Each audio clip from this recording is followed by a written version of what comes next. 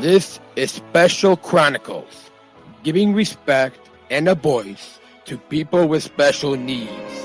I shudder thinking how the world can be so cruel.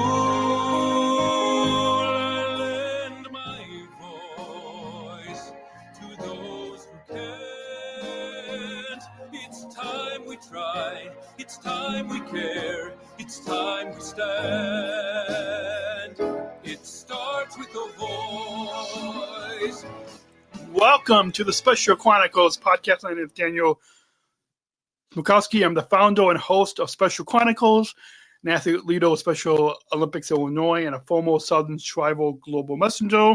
Our website, specialchronicles.com. To follow Special Chronicles on socials, subscribe to our newsletter, find the show notes, and listen to other series that we have, specialchronicles.com. This week on the Special Chronicles Podcast Series, a recap of Turin 2025, we're talking all about the Special Olympics 2025 Global Youth Leadership Summit that took place at the World Winter Games. And joining us is Sky Wiley, Senior Manager, Global Youth and Education, Youth Development at Special Olympics, and Lewis and Tim, who are the Global Youth Leadership co-chairs. Please put your virtual hands together as you welcome Sky, Lewis, and Tim on the Special Chronicles podcast.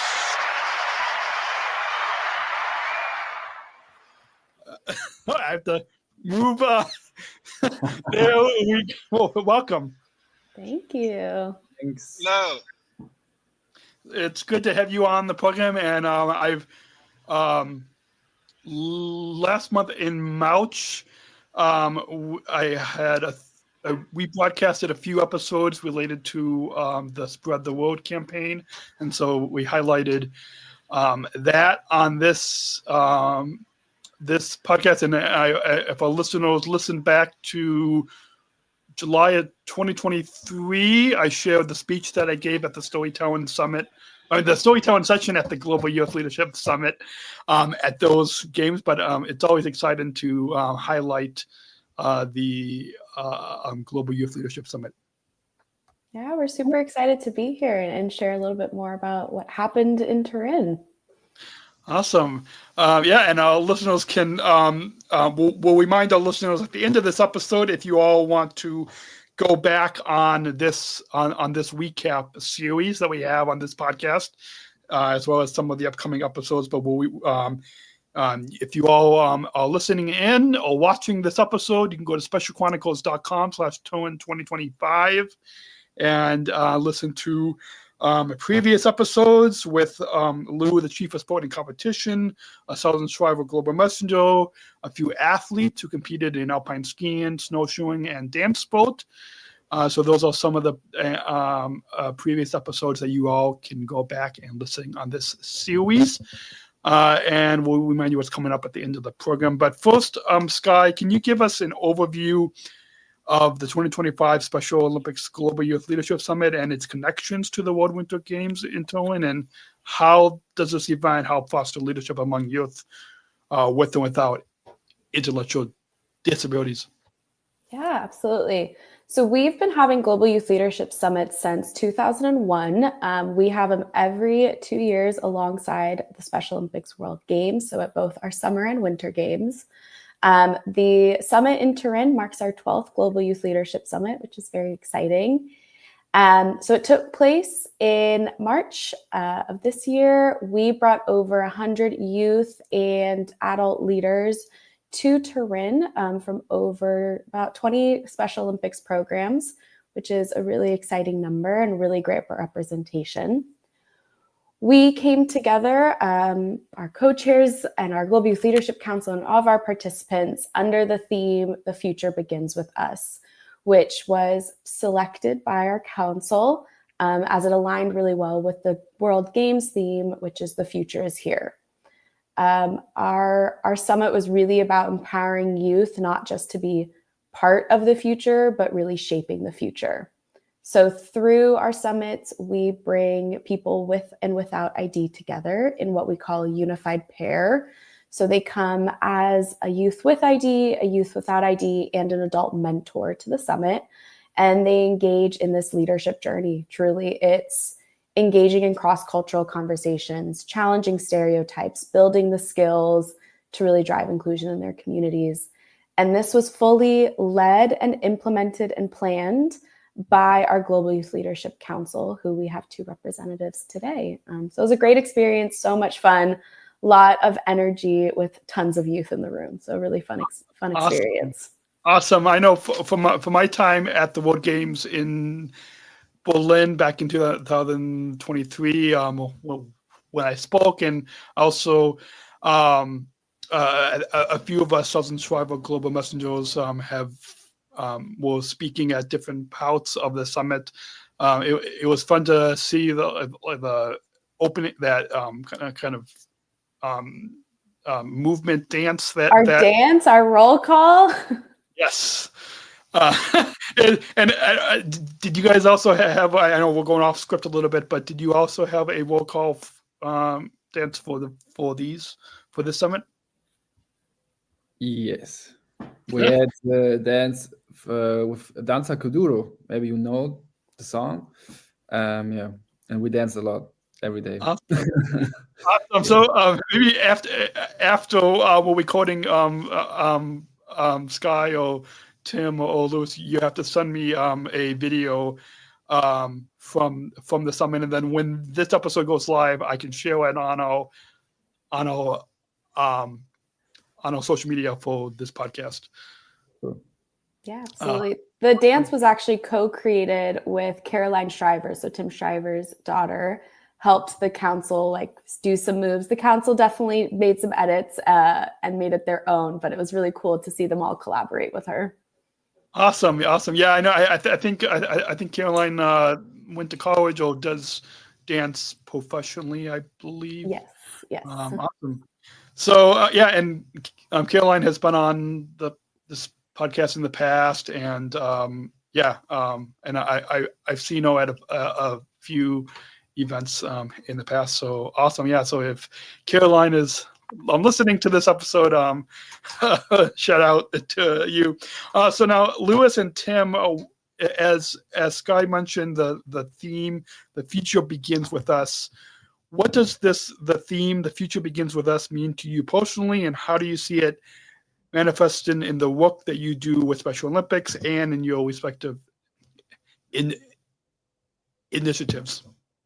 Yeah, I think I'm going to start. First of all, thank you for the invitation and for having us. It's really great to be here. And the future begins with us. For me personally, it means that we are the next generation of Special Olympics leaders, and that we are important. We are important. We know exactly what we need, what the youth needs, and the youth is the next generation. And I think it's all about a sustainable organization development also. And we need the next generation to be sustainable and have a great impact, not only today, but also in 20 years. So this is one thing for me personally. Yeah. Luis, what will you say? Yes, thank you, Daniel, for a really nice podcast. It's really hopeful to see you and speak in Germany. Das Thema, die Zukunft beginnt mit uns, bedeutet mir sehr viel, weil wir alle unabhängig von unseren Fähigkeiten lernen können und gemeinsam machen können, die Verantwortung eine bessere, inklusive Welt gemeinsam gestalten können. Als Athlet von Special Olympics habe ich gelernt, dass jede Stimme wichtig zu hören ist und zu hören sein sollte. In meiner Arbeit von Milk United und Special Olympics setze ich mich dafür ein, dass Menschen mit Behinderung ihre Stärke zeigen können und dass wir gemeinsam Barrieren abbauen können, in Zukunft bringen, dass wir aktive handeln und andere impulsieren können, dass deshalb mehr tun wird für die Inklusion aktiv. So to translate for Lewis, the theme, the future begins with us, means to him that we all have, regardless of our abilities, the responsibility to create a better and more inclusive world. As an athlete of Special Olympics, he has learned that every one of us has a voice that should be heard. And through his work with both Special Olympics and Unique United, he strives to empower people with disabilities to showcase their strengths and to work together to break down barriers. The future starts when we take action, so we, as seen from the youth, and to inspire others to do the same. Awesome.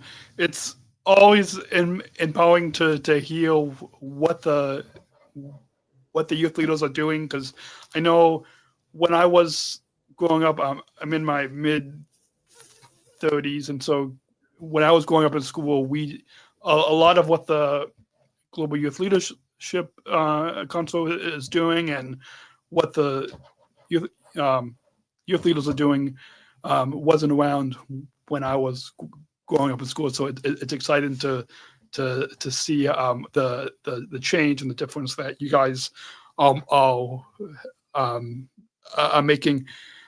Back to you, Sky. How do you envision the impact of the Youth Leadership Summit on future? Because as we talk about the future begins here, the future is here. How do you envision the impact of this Youth Leadership Summit on future generations of leaders, both in the Special Olympics movement and beyond? And what key takeaways do you hope participants will bring back to their local communities?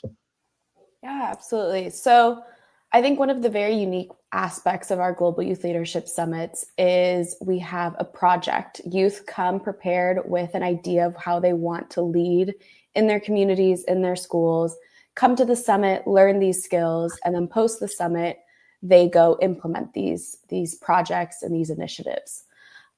So I hope that this summit has empowered our young people to take action, and we do that through the projects. I think the summit has really proved how powerful youth leadership is and how young people don't have to wait to lead. If they're given the tools, they're given their support, they can create change. And I think too often youth are overlooked. And I think this summit really shows that they are not just the future of the movement, but they are really the present of it. They're doing it. Our council members are leading, our youth are leading. And I really believe that with any opportunity they're given, they will shine. And I see that every day, and I know I will see it continuing for the next summits to come. Awesome.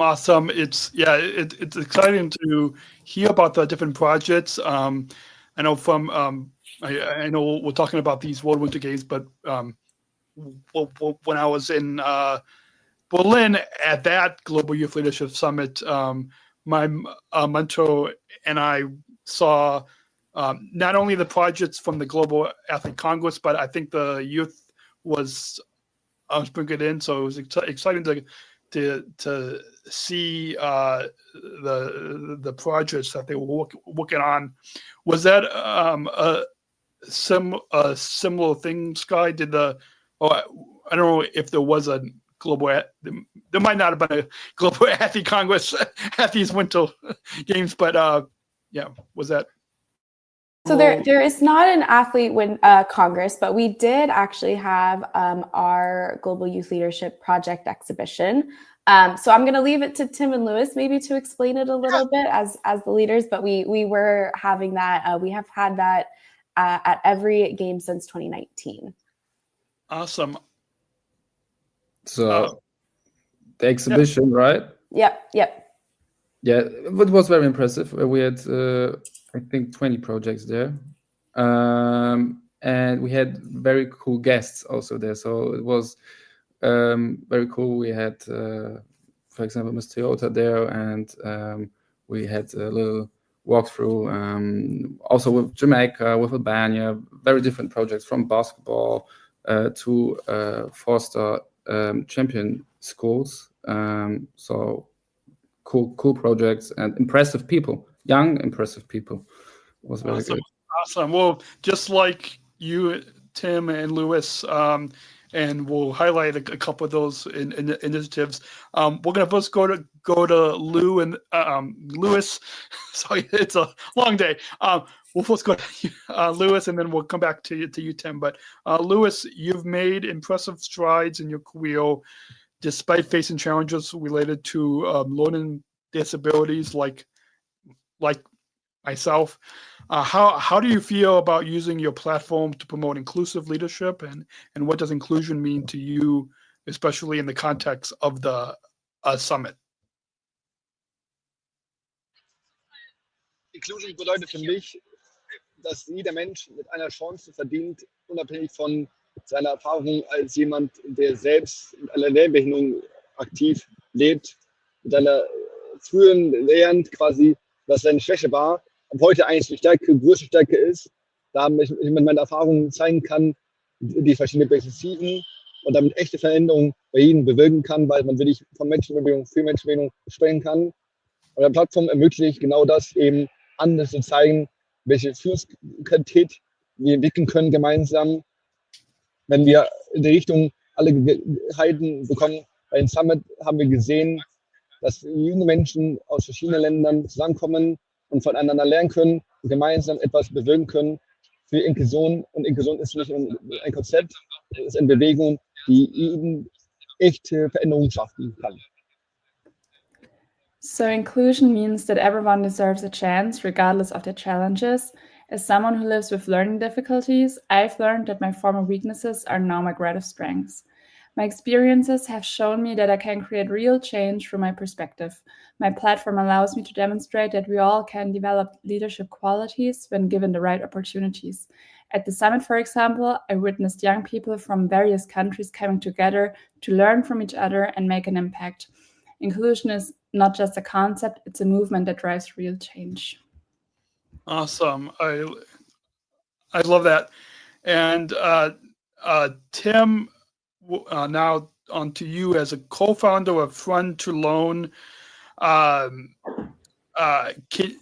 You've worked on bridging educational gaps, especially for disadvantaged students. How can education and technology contribute to inclusivity goals of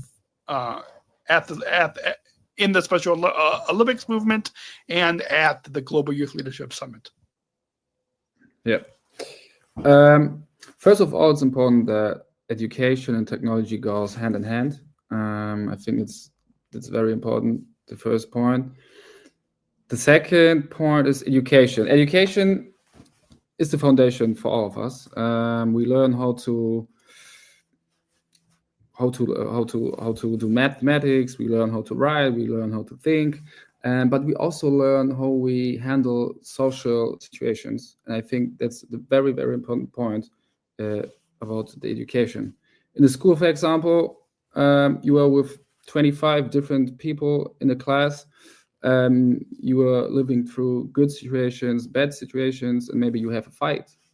For example, you have a fight and you have to learn how to manage a fight and to have a positive result. And I think in education, it should also be a part to learn how to handle situations, maybe with people with intellectual disability. Example from me, from Germany, I have many friends my age, and they didn't have any contact to anyone with intellectual disabilities. So they don't know how to handle the situation. They don't know that it's normal, that they're normal people and everything is okay. And they don't think about this because in the school, there's a gap of education, really, how to manage that situations and why it's, for me, normal to be with people with intellectual disabilities. So this is the education point. And I think we should, it's very important for everyone. And there we can have a big impact. Awesome. And then and then the technology, education in general, and also education for Special Olympics, because with Special Olympics you can have an impact on these things. And then you have the technology point, and with technology we have the possibility to make education more accessible for everyone, to make it easier to understand, have different ways to teach someone, teach people with different learn types, or maybe also with intellectual disabilities. So I think it goes hand in hand, has a big impact. It's very important for the topic in general, also for Special Olympics. Yeah. Awesome. I love that. And for all of you have all involved in initiatives that challenge stereotypes and promote inclusion, which is a big part of the Global Youth Leadership Summit, a big part of the Global Youth Leadership Council. Can each of you go around the virtual table here and share a moment from your experiences that have made you believe in the power of inclusive leadership. Maybe we'll go around the we'll begin with you, Sky, and then Tim, and then Lewis will kind of go in this circle. Yeah. So my story or my moment is really the Global Youth Leadership Council. I'm not saying that just because these two are on here, but watching Tim Lewis and their 14 other fellow council members, and just for a brief pause, let me explain the Global Youth Leadership Council quickly. It is 16 youth, 8 with ID and 8 without, from 7 of our Special Olympics regions, including 1 from the World Games hosting program. And they are all selected to participate and be part of our Global Youth Leadership Council. And their main goal is to, 1, plan and implement and lead the Global Youth Leadership Summit, but they also work year-round in their local communities at their regional level to host other leadership events, support resource development, support other regional initiatives from that youth leader perspective. So they are selected every 2 years, and their goal is to really be the youth of our movement and to be that global representatives. We launched this program for the Berlin Summit, and that was our kind of pilot year. And this is our second class. And watching Tim Lewis and truly all of their fellow council members not just organize this summit, but really shape its impact has just really shown me the power of inclusive youth leadership. From the check-in table, which is sometimes one of the most stressful parts of an event, to the sessions and speeches, but also just creating a welcoming atmosphere.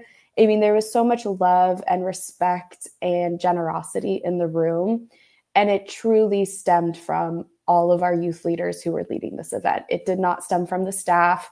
It did not stem from anything else but who our youth were and what they wanted out of this event.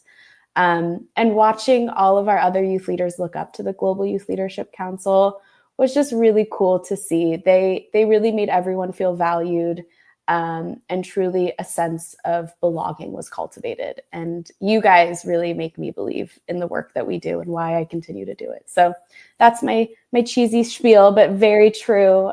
Really proud of both of you and all the work that they continue to do. Awesome. And Tim? Yeah, thank you, Sky. Thank you. I have a short story from Turin.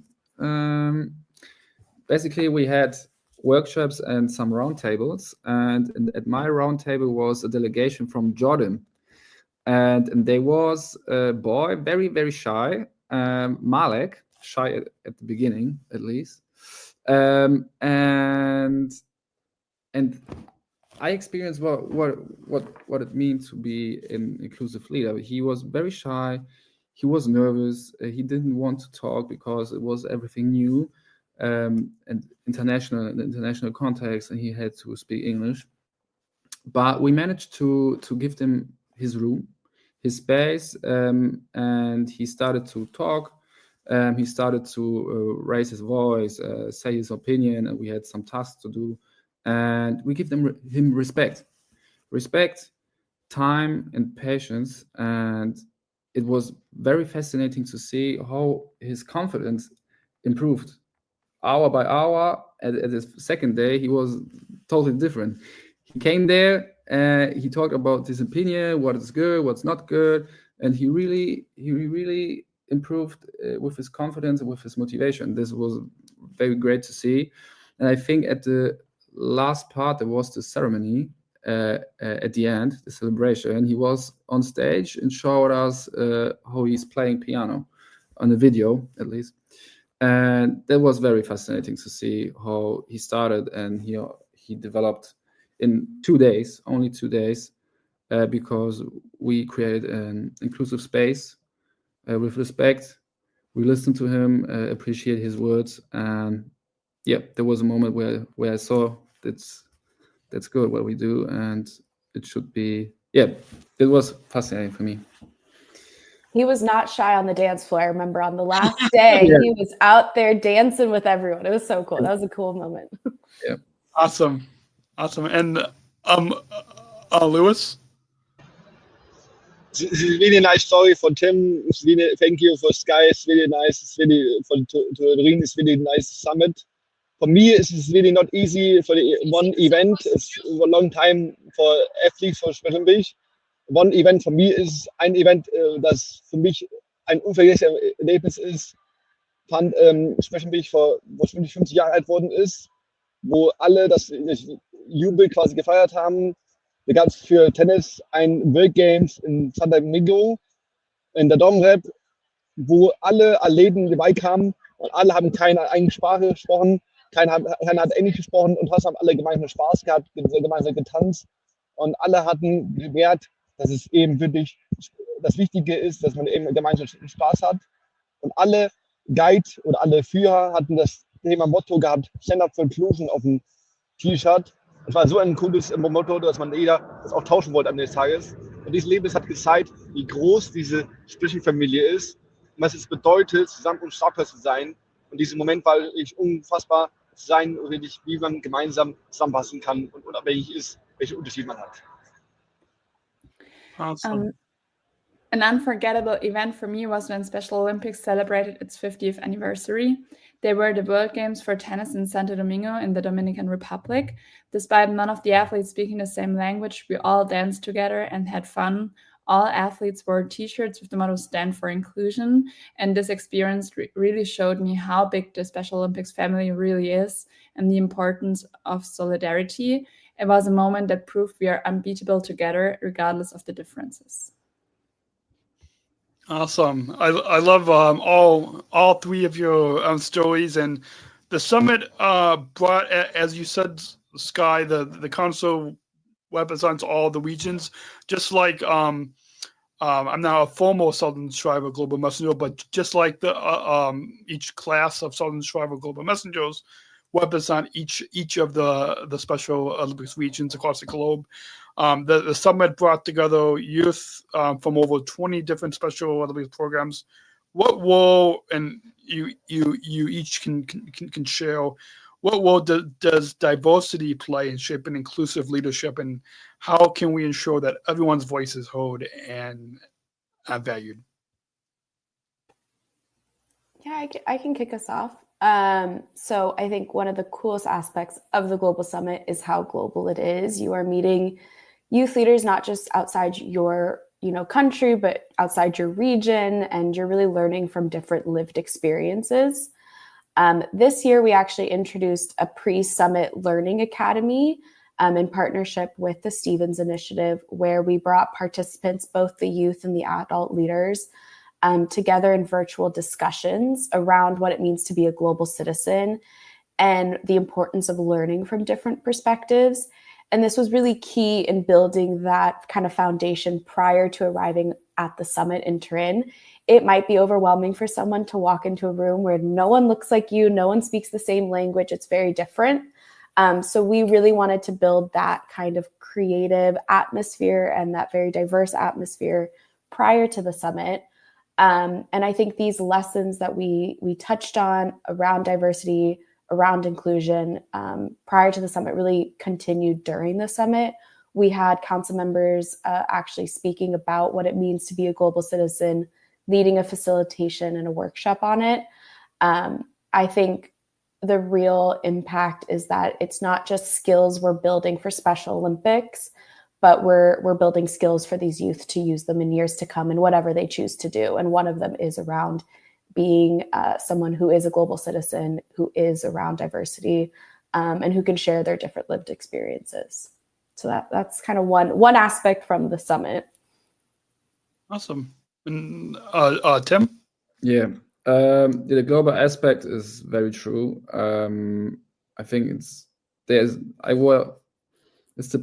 most diverse place I were in the last years, because you are 20 different regions, 20 different cultures, 20 different languages, everyone is different. That's very true.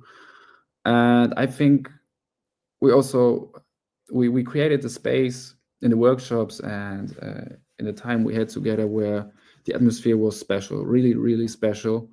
The people had fun and were very comfortable. I think no one had any bad moments where he thought that he can't say something, and everyone were open. And I think creating this atmosphere is really special. And I think this is the way how we can ensure that everyone's voice is heard and valued when we create this special atmosphere and take time, be respectful. It's like with Malik. Malik is the best example for me. So you can turn the people from, oh, I'm nervous, to, hey, I have fun. I have fun. It's very good. And I can be how I am. So it's the special atmosphere Special Olympics is creating for us, and we are creating together. Awesome. Before we jump to you, Lewis, I want to quickly just comment on Tim about what you mentioned about fun. Chairman Tim Shriver. I've had him on this podcast couple of times, and the first time was during the 50th anniversary in Chicago. We sat, it was in the hallway of a hotel, only spot that we could record, that we could find to record. But Tim, in his book, he talks about how this movement is all about the fun that lasts when you come to Special Olympics. And I think one of Tim's sons had compared it to going to Disney World, and how the fun at Disney only lasts a short amount of time, but and so to kind of heal to hear how you talked about the fun, it relates to what all Chairman Tim Shriver talks about. Yeah, it fits very good. That's so true. It's so true. Yeah, so it just, what you sharing that story really helps to bring Tim Shriver's message to life. It helps to, and I think it kind of goes back to also what you're saying, Sky, with all of the global youth leaders. Tim Shriver's message really helps to, and the global youth leaders helps to amplify what our chairman Tim talks about. Lewis, we'll go to you now. Ja, es ist really, es ist sehr nice, dass 20 verschiedene Länder dazu kamen. Und die 20 verschiedenen Länder sind sehr wichtig, natürlich Vielfalt dabei mit reinzunehmen, weil Vielfalt ist so wichtig, dass man auch gemeinsam da zusammenkommt, dass man jede Länder und diese Erfahrungen aus jeden verschiedenen Schulen oder verschiedenen Standpunkten diesen Status voneinander lernen kann und da das Beste auseinanderziehen kann. Das haben wir auch in den ganzen Summit gelernt. Und dass 20 Länder da waren, das ist natürlich eine super Chance, so von vielen verschiedenen Ländern zu lernen zu können. Das ist da eine riesige Chance, da gemeinsam zusammenkommen können. Also super. Yeah, as Tim also said before, it was really important that so many different countries were represented at the summit, and that they all came together and everybody could learn from each other and also from each other's experiences, which really helped to diverse and to help have a diverse experience. And that's what really stuck out. Yeah. Awesome. I love that. I want to take a short break. Then when we come back, we'll come to a few questions individually for Sky, for you, Tim, and Lewis, and then some final wrap-up questions after that as well. Because if it wasn't for our supporters, then we wouldn't be able to keep the microphone plugged in and the technology. So we'll be back after this short break right here with Sky, Lewis, and Tim talking about the Global Youth Leadership Summit at the Special Olympics World Winter Games in Turin 2025. This episode is brought to you by listeners like you. Please join our supporters with a monthly or one-time donation so we can operate our studio and continue our mission, giving respect and voice to people with disabilities. Visit specialchronicles.com/give. That's specialchronicles.com/give to support this podcast. And if you want to access bonus content, you can join out for $10 a month and up or any donations, you can join now at specialchronicles.com/plus to access that. And as we move to you, Sky, as the who is you're the senior manager global youth and education, youth development at Special Olympics. What inspired the creation of the Youth Leadership Summit, and how have you seen it evolved over the years? You piloted a program at the Berlin World Games back in 2023, but what inspired the creation of the Youth Leadership Summit, and how have you seen it evolved over the years? What are some of the biggest challenges that you faced in organizing such a big event at a globe with youth leaders from all across the globe? Yeah, absolutely. So I've only been working on this for the past 2 summits, but I did do some digging as to why these were created in 2001.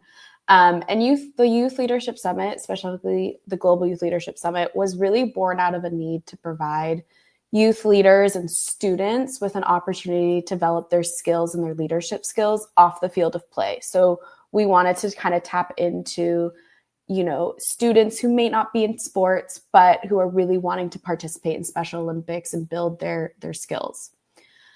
Prior to 2019, the summit was not fully inclusive.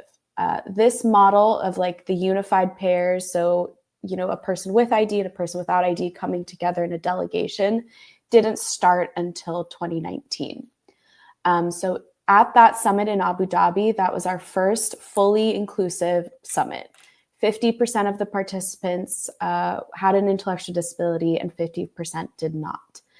And that shift wasn't just about representation, but really fundamentally changing the experience on site, creating a truly inclusive space and a truly inclusive summit. So I think that is one of the biggest evolutions of our summit, is creating an inclusive participant experience. That also changed in 2023 when our Global Youth Leadership Council, our first pilot, led the first Global Youth Leadership Summit that was fully youth-led. So this takes our movement and our summits from just being inclusive to being fully youth-led. They take ownership, our council take ownership of everything, from the logo that was on our sweatshirts to the sessions to, the experience. They take it. So I think that's really the biggest evolution, is seeing it go from being inclusive to being fully youth-led. We say that our Global Youth Leadership Summits are for the youth, by the youth, and we really stand by that. So that's one of the biggest shifts, and one of the ones that I'm most proud to have been a part of and to witness. I think leading any event poses its own challenges. I think having such a global, event is really exciting, though. You can never do anything the same. Nothing will change. Like, everything will change. It won't be the same in each place. And so that adapting to new host countries and cultures is always, an opportunity for growth and learning. But I wouldn't necessarily consider it a big challenge, but really an opportunity for impact. So that's always one thing that I look forward to, but it just takes a little bit of extra planning. Awesome. And drawing upon that, the project and the work of the summit is not just for you all to travel to Italy. It's not just for you to travel to a new country, even though I'm sure you guys had a lot of fun moments too. But how it's also about the bringing real world action back into your local communities and local Special Olympics programs. So how does Special Olympics work to ensure that the summit provides a platform not just for learning but for real world action? Could you elaborate a little bit more on a few of the projects or initiatives that have come out from previous summits, or maybe even highlight a project or initiative that came out from this 2025 Global Youth Leadership Summit? Yeah, absolutely. So I think I've mentioned this, but one of the really cool aspects of our global summit that I don't necessarily see in other organizations either is the really big focus on action after the summit. It's not just a 3-day conversation about inclusion, but what are we doing next? So each delegation I've mentioned comes with a project idea. This is from anywhere to hosting a unified championship game, to implementing a new unified champion school, hosting training workshops. Whatever our youth are interested in, they lead it. They come to the summit, they learn the skills to refine it, they learn the skills to implement it. And then once they return home, they receive some funding from Special Olympics to actually go and do it. So over the 6 to 9 months, we're going to see all these 16 projects come to life. And that is the difference between our summits, is we aren't just focused on talking about inclusion, we are focused on doing inclusion. One great example from 2023 is 2 youth leaders from South Africa, Charles and Ethiel, launched a soccer club for women in their community. It started as a small team of just one team getting together. It's now become a full women's soccer league that has continued on past the expiration of the project. We've talked to them of why were you interested in this project? And they kept saying it's not just a project, it's social change. They saw that many young women in their community lacked access to opportunities, which contributed to broader challenges like gender-based violence in their community in South Africa. And they really wanted to create a space where women could thrive, build confidence, and find opportunities beyond just being at home. Today, they say that their league is more than just a game. It's a movement and a charge for gender equity and gender empowerment. So what started as just a small soccer project at the Berlin Summit is now changed into a fully fledged social movement. And this is just one example of many. We'll see many of these projects from 2025 go into these large launches in the next few months. Tim and Lewis keep bringing up our inclusive basketball league from Albania, which is really exciting. We have SO Jamaica, who was at our 2025 summit. They're implementing new unified champion schools. Our youth are doing a lot in every community around the world, so it's really exciting to see it all come together. Awesome. Yeah, it's exciting to hear about a lot of the projects and the change and how these youth leaders are leading the inclusion revolution and being leaders in this movement. Before we switch to Lewis and then to Tim, but what kind of skills do you believe are most crucial for young leaders like Lewis and Tim and the other youth leaders? What kind of skills do you believe are most crucial for young leaders to develop in order to foster inclusive communities? Yeah, it's a good question. I think there are probably 3 ones that I would say, 3 skills. Listening. I think true leaders can hear what others need and create spaces, like Tim was saying, in atmospheres where everyone feels respected, heard, and valued. And I think that stems from being a really good listener. The other is courage to challenge stereotypes, to speak up when you know something's not right, and the courage to make change, which can sometimes be uncomfortable and scary, but I know our youth leaders can do it. And above all, I'd say empathy. The best leaders lead with heart, with humility, and really prioritize people over, other prestige or anything else. They really prioritize actions and decisions that help promote people's abilities. So I would say listening, courage, and empathy. Awesome. I love all 3 of those skills in my time as a Southern Traffic Global Messenger, in preparing some speeches and talking with my mentor. Some of those skills have even come. I've used and even helped to educate other leaders as well. I love that skill about listening, because I'm sure that's something that's a lot of leaders are always learning. And then with courage and empathy, like those skills really tie into this movement And I love that you highlighted those skills. Moving to Lewis, and then we'll go to you, Tim.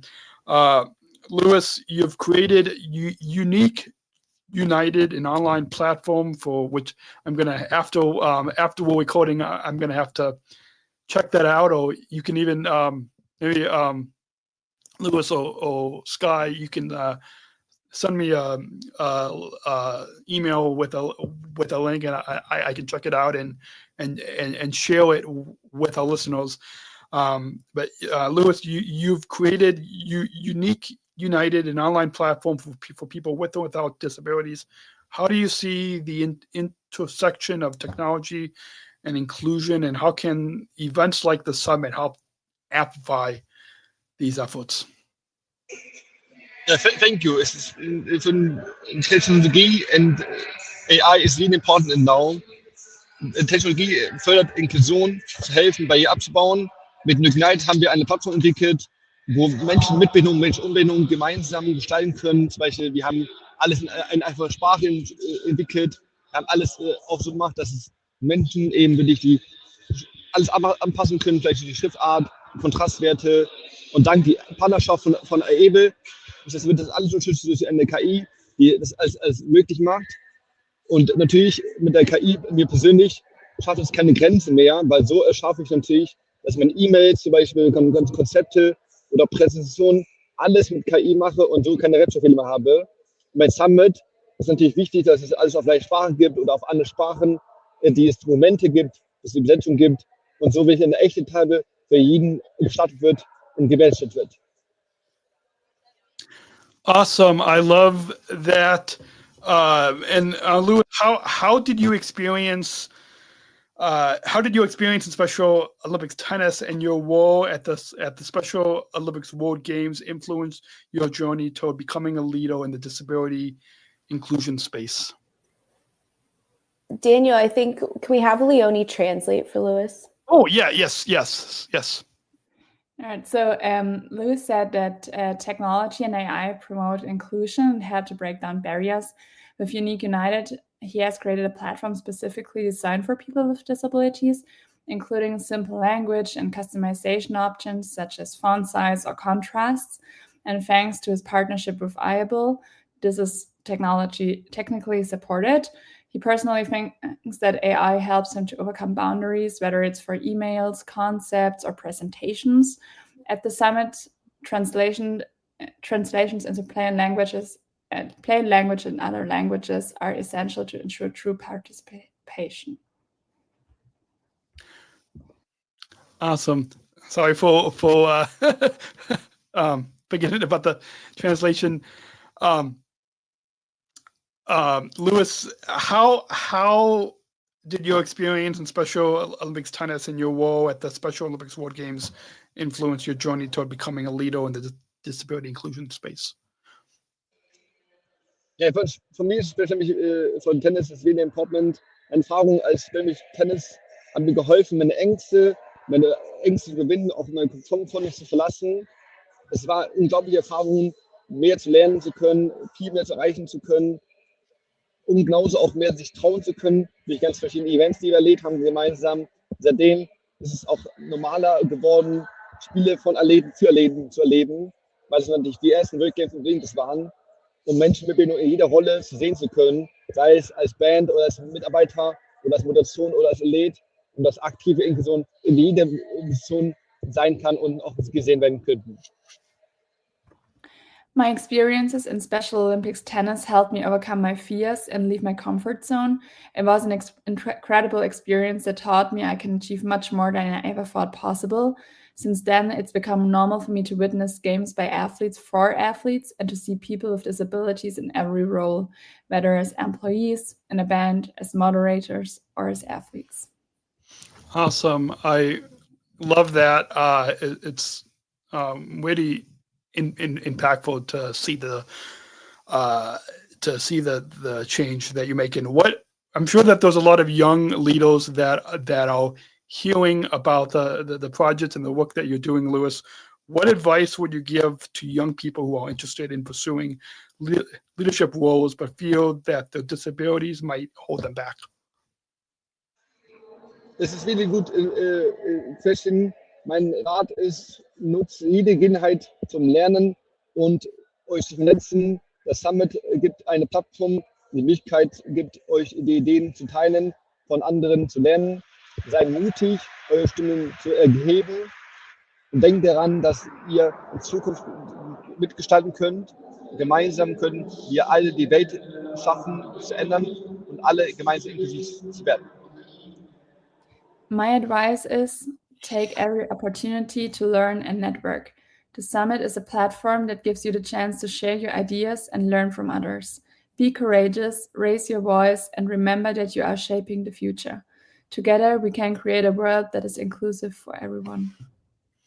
It's powerful advice, and I'm sure a lot of young leaders who are tuning in right now will learn from you.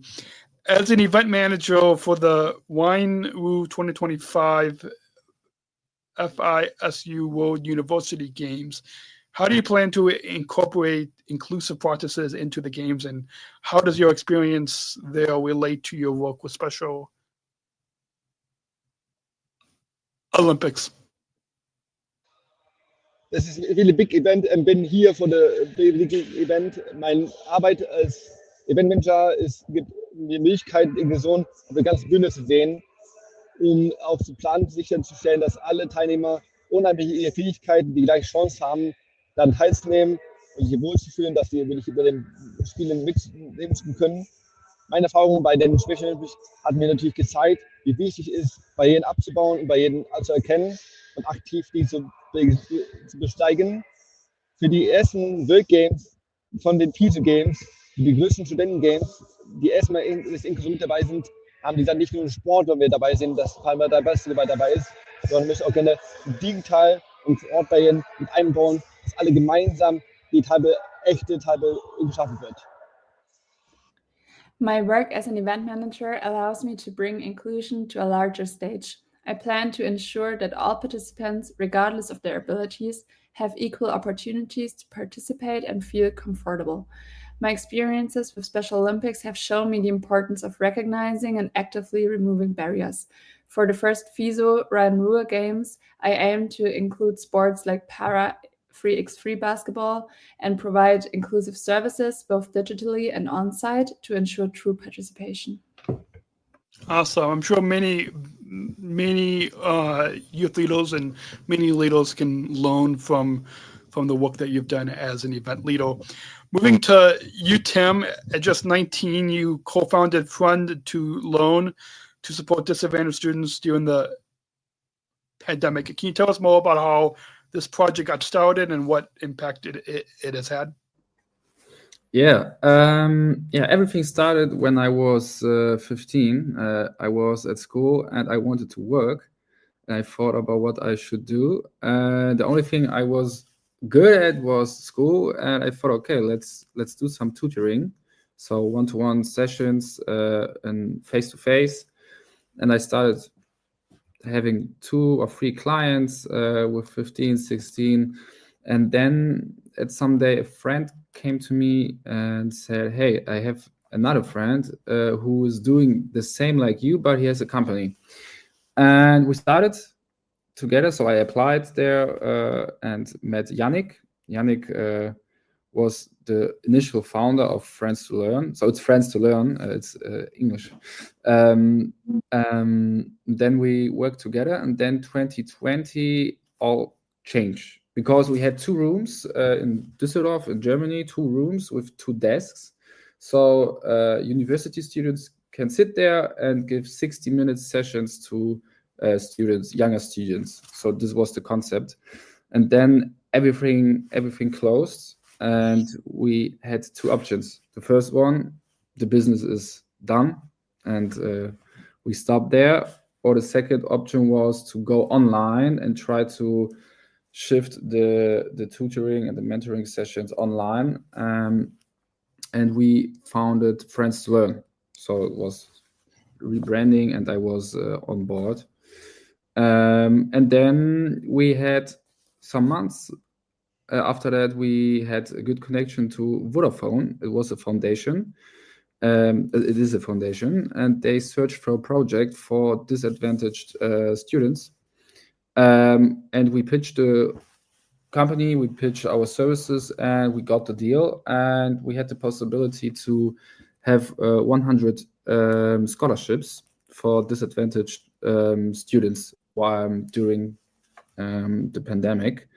And yeah, we choose 100 students with an application process and had the opportunity to help them. They got a tablet, they got a SIM card with Wi-Fi, with internet, limitless.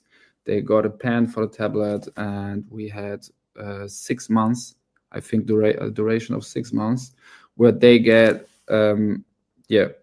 tutoring sessions online without costs and support, because it was very hard for them to learn after school, because the school was online and the parents maybe were working or even didn't speak German, or there were also some people who had intellectual disabilities.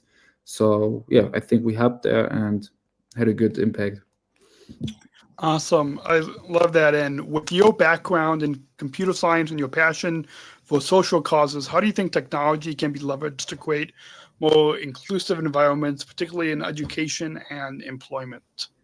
Yeah, technology is great. For example, when we see what we have, 5G, fiber, satellites, maybe Starlink. So we have with technology, we have the opportunity to connect all people. So have the infrastructure to connect all people and can do some very good things. And when we now see some developments like ChatGPT or other language models, we have great tools which are very good accessible for most of us, not for everyone. The infrastructure and internet is worldwide, is not covered everywhere, but it's so good. It's very good nowadays. And yeah, we have the opportunity to use good tools in the education sector. We have as like Luis, we have able for websites where we can ensure that people with disabilities can read out, so that the text is read out. We have high contrast, and we can make sure that everyone can access the internet and be a part of a big community. So technology is very important for us and for the inclusive movement. Awesome. I love that. Briefly touch on, I know we're probably going to be running a little long on time, but you mentioned ChatGPT. I'll throw down that fourth wall in the studio to let our listeners in. And I've never used in the past 16 years AI. Well, I know it's new, but I've never used it to help to prepare the questions for this podcast, but I did use ChatGPT to help to come up with the questions for this podcast episode that we're recording right now. So a little inside for access for you all. And then easy language. I know that was a big thing at the Berlin World Games, that a lot of I was one of the athlete leaders on the team that helped to came up with the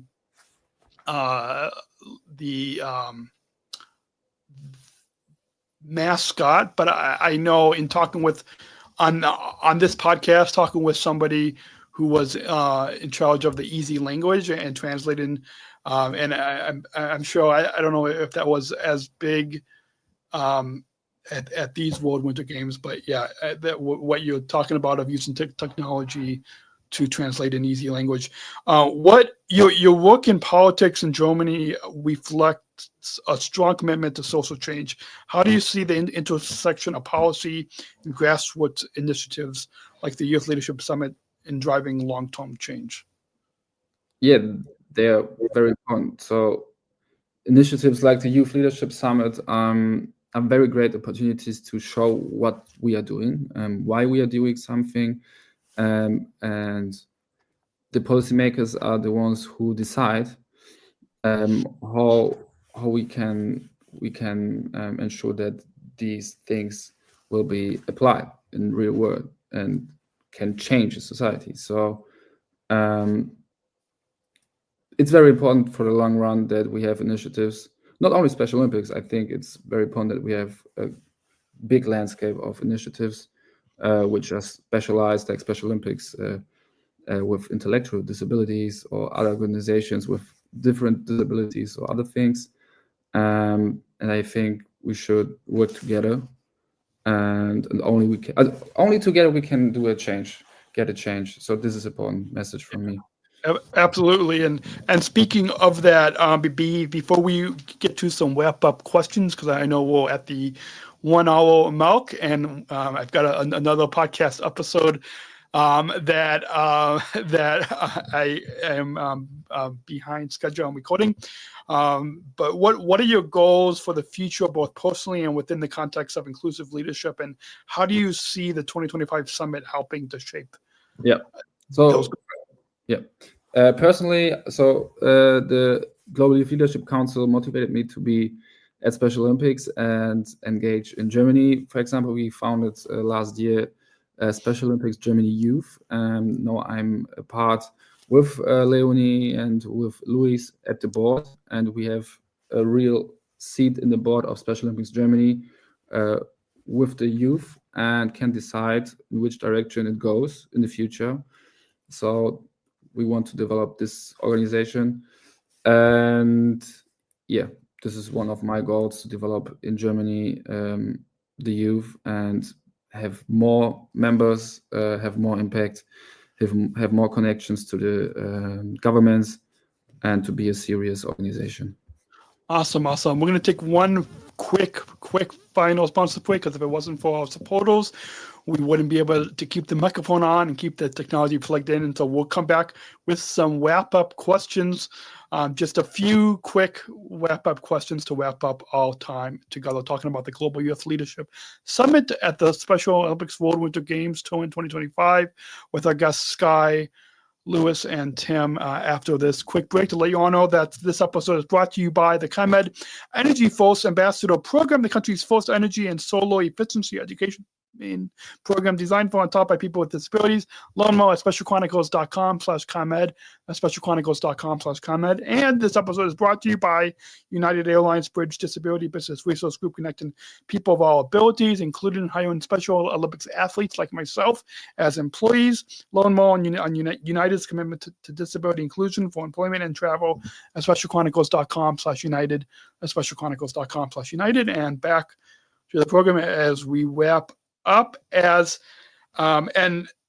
for the sake of time, I think we'll I would love to go to all of you for these final few questions, but for the sake of time, we'll if it's okay with all three of you, we'll maybe just have one person answer each question, with the last question everybody can answer. But as the 2025 Special Olympics Global Youth Leadership Summit concluded in March 2025, what is one piece of advice you'd like to share with the young leaders who will be attending? Who would like to share one piece of advice? Yeah, be brave and know that you are important. Awesome. Great advice. And what do you hope people will take away from the summit, both in terms of practical actions and their mindset toward inclusion?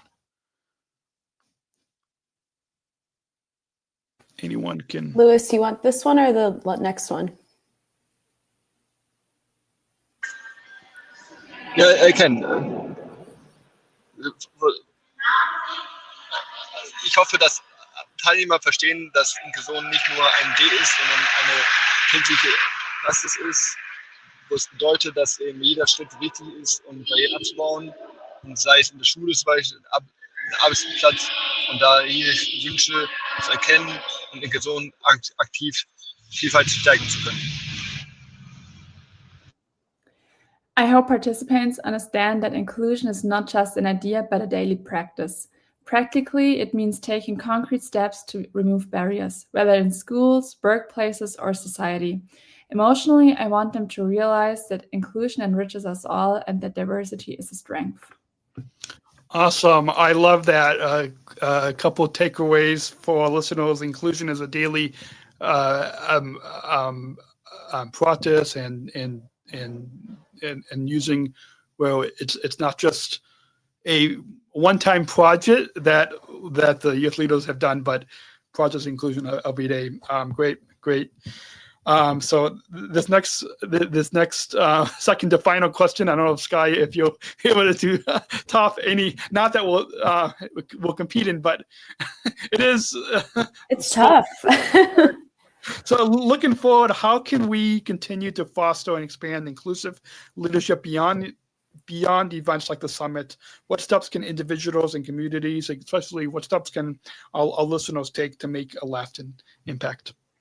Yeah, it's a tough act to follow those two. But maybe just to recap some of the things they've said is, I think as a society and as an organization, we need to continue to give opportunities to our youth, not just to lead, but to participate, to have a seat at the table, to actually make decisions.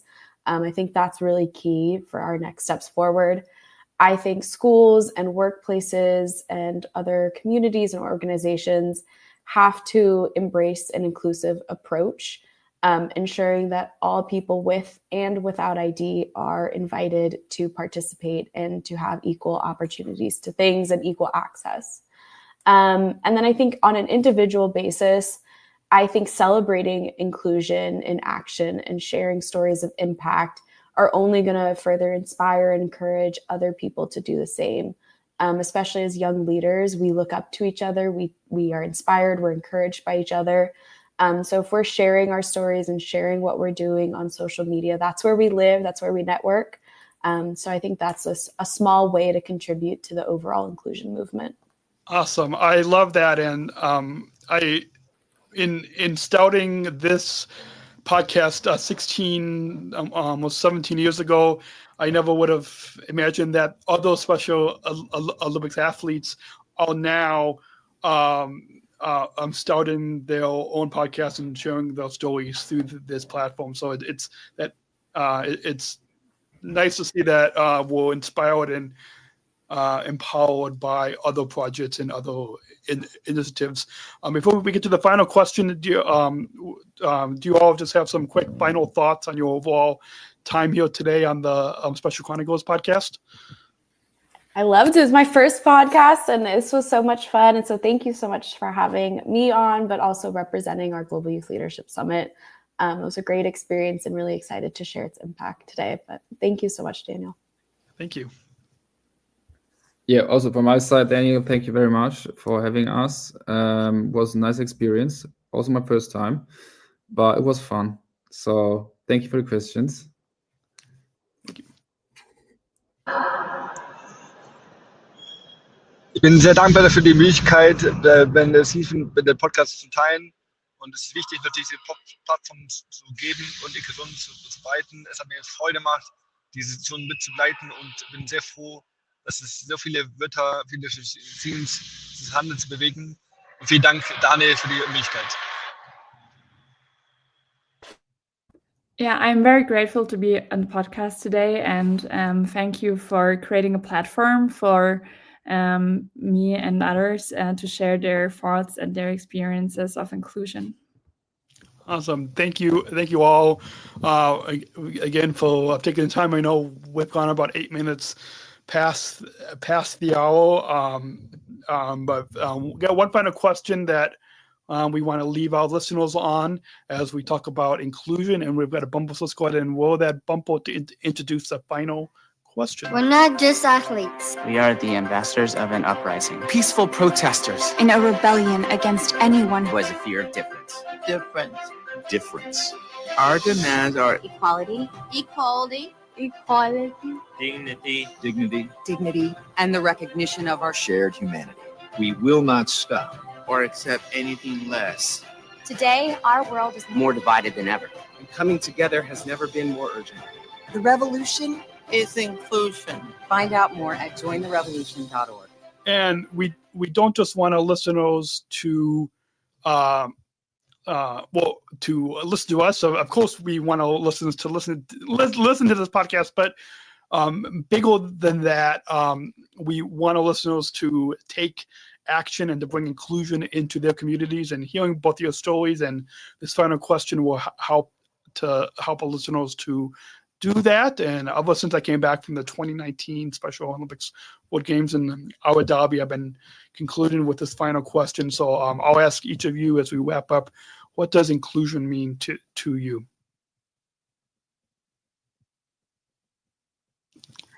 Yep, I can start.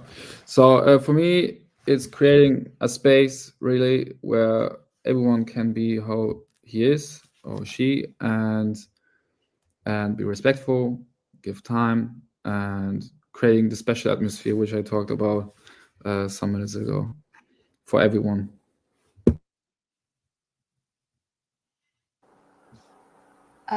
I guess I can go next. I'll leave it to Lewis. He's going to probably have something better than I will say. But for me, I think inclusion is really about shifting a mindset of one of just helping and giving to one of true partnership. I think we as a society can be better partnered with those with ID, those who are young. And I think that's what really inclusion means to me, is like truly being a partner in this instead of just a tokenistic role. Awesome. And Lewis, to conclude? Es ist really nice answer for Sky.